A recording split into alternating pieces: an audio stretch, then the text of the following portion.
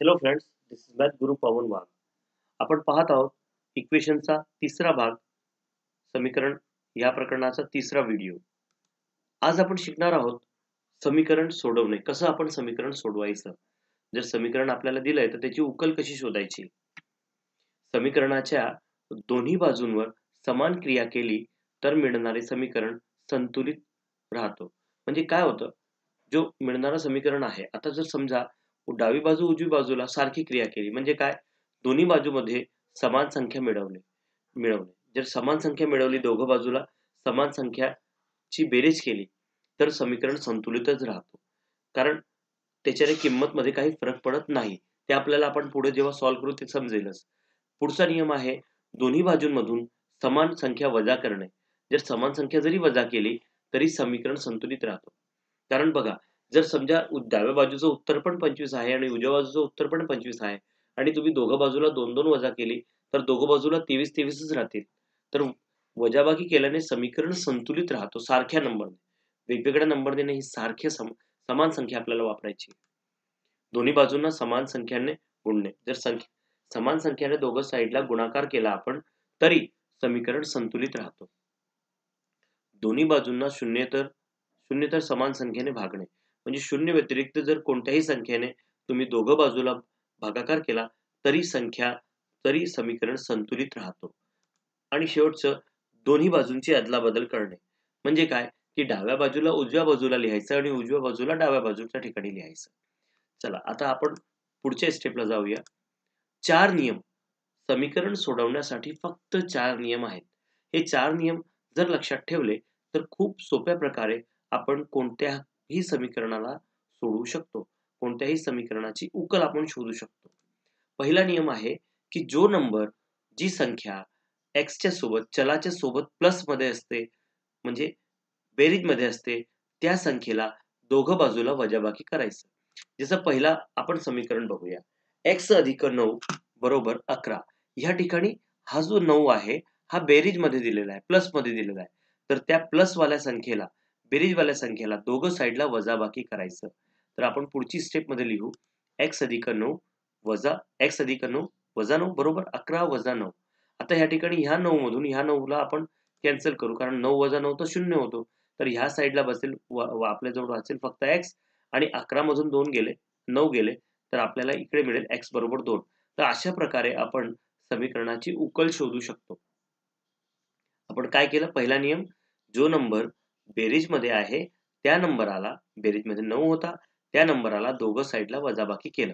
त्याने काय होतं की ह्या साईडला, डाव्या साईडला नंबर आपण कॅन्सल करून देतो आणि फक्त इथं चल असतो आणि त्यामुळे ह्या साईडला, एका साईडला चल असतो, दुसऱ्या साईडला नंबर येतो, संख्या येते आणि त्यामुळे आपल्याला त्या समीकरणाची उकल मिळते. आता दुसरा नियम बघूया. तो आहे की जी संख्या चलासोबत वजाबाकीमध्ये असेल, वजामध्ये असेल, त्याला आपण दोघं साईडला बेरीज करूया. म्हणजे x वजा 4 बरोबर 15 आहे. तर हा जो -4 आहे, हा जो 4 वजामध्ये दिलेला आहे, आपल्याला काय करायचं, दोघं बाजूला ह्याच 4 ला बेरीज करायची, ह्या 4 ची बेरीज करायची. तर आपण इथे लिहिणार x वजा 4 अधिक 4 बरोबर 15 अधिक 4. तर आता ह्या ठिकाणी 4 प्लस मध्ये पण आहे आणि मायनस मध्ये पण आहे. तर ह्या 4 ची हे दोघं 4 कॅन्सल होतील. या ठिकाणी आपल्याला फक्त x मिळेल. बघा, हा कॅन्सल झाला आणि 15 अधिक 4 आपल्याला मिळाला 19. तर या ठिकाणी x ची किंमत किती आली, 19. अशा प्रकारे आपण उकल शोधू शकतो. 2 नियम आपण बघितले. पहिला नियम बघितला की जी संख्या बेरीज मध्ये असते तिला वजाबाकी करायचं दोघं बाजूला, आणि जी वजाबाकी मध्ये असते तिला दोघं साईडला बेरीज करायचे. पुढची स्टेप आहे, जी संख्या गुणाकारामध्ये असते ती दोघं साईडला त्याच्याने भागाकार करायचा. म्हणजे 4x बरोबर 36 दिलाय. या ठिकाणी 4 आणि x च्या मध्ये कोणताच चिन्ह नाहीये, कोणतंच साईन नाहीये, म्हणजे त्या ठिकाणी गुणाकार आहे. मग आपण काय करायचं, 4 ने दोघं बाजूंना भागाकार करायचा. या ठिकाणी 4 कॅन्सल होईल आणि 4च्या पटामध्ये 36 9 वेळेस येतो, तर इथं 9 आला. तर आपल्याला x ची किंमत इथे मिळाली 9, x बरोबर 9. आणि शेवटचा चौथा नियम म्हणजे काय, की भागाकार जर असेल, एखादी संख्या भागाकारामध्ये दिलेली आहे, तर त्या संख्येला दोघं साईडला गुणाकार करायचं, दोघं बाजूंना त्याच्याने गुणाकार करायचं. म्हणजे y/8 बरोबर 5 दिलंय, तर आपण 8 ने दोघं बाजूंना गुणाकार करूया. या ठिकाणी 8 8 कॅन्सल होईल आणि 8 पंजे या ठिकाणी आपल्याला मिळेल 40. तर या ठिकाणी y ची किंमत आली 40. तर हे चारच नियम आपल्याला लक्षात ठेवायचे आहेत. हे 4 नियम जर आपण लक्षात ठेवले तर आपण कोणत्याही समीकरणाला सोडवू शकतो, कोणत्याही समीकरणाची उकल शोधू शकतो. खालील समीकरणे सोडवा. समीकरणे आहेत, पहिला समीकरण आहे x अधिक 4 बरोबर 20.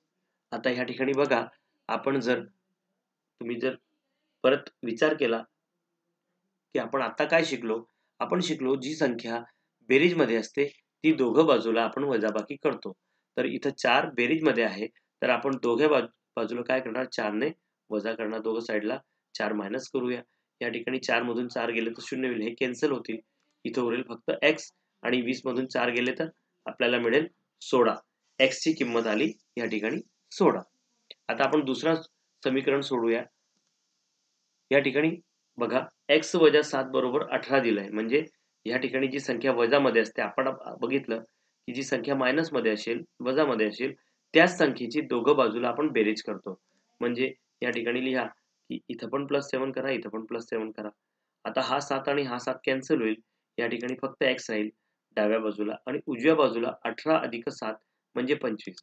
म्हणजे x ची किंमत आली 25. तर ह्या समीकरणाची उकल आहे x बरोबर 25. आणि तिसरा प्रश्न, 5x बरोबर 125. आता बघा बरं, या ठिकाणी 5 जो आहे तो x च्या सोबत गुणाकारामध्ये आहे. तर आपण काय करणार, 5 ने दोघं बाजूंना आपण भागाकार करूया. या ठिकाणी 5 5 कॅन्सल होईल आणि या ठिकाणी 5 च्या पटामध्ये जर 125 बघितलं, 125 ला 5 ने भागाकार केला तर आपल्याला उत्तर मिळतो 25. तर x ची किंमत आली 25. अशा प्रकारे आपण एकदम सोप्या पद्धतीने दिलेल्या कोणत्याही प्रकारच्या समीकरणांना सोडवू शकतो. खूपच सोपं आहे. तुम्ही ह्या व्हिडिओला परत एकदा बघू शकता आणि आपले सर्व कॉन्सेप्ट क्लिअर करा. कारण हा बेस आहे. हा पूर्ण बेस आहे समीकरण कसे सोडवायचे. कारण जसं तुम्ही पुढच्या वर्गात जाणार, समीकरण थोडे डिफिकल्ट होत जातील. खरं म्हणजे सोपा असतो खूपच. डिफिकल्ट बोलणं चुकीचं आहे.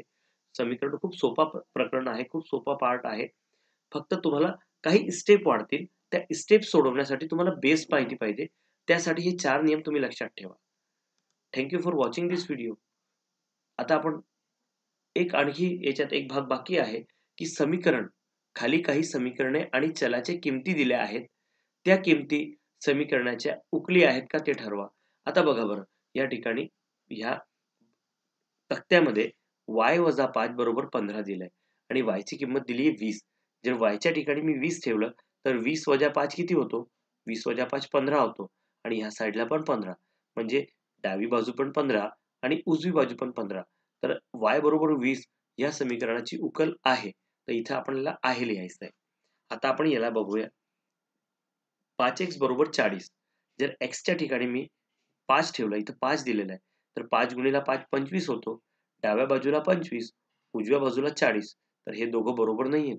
त्यामुळे x बरोबर 5 ह्या दिलेल्या समीकरणाची उकल ही नाहीये. Thank you for watching this video. ह्या प्रकरणावर चांगल्या प्रकारे प्रॅक्टिस करा. आपले कमेंट मला द्या आणि पवन वाघ अकॅडमी ह्या चॅनलला सबस्क्राईब करा. Thank you for watching this video.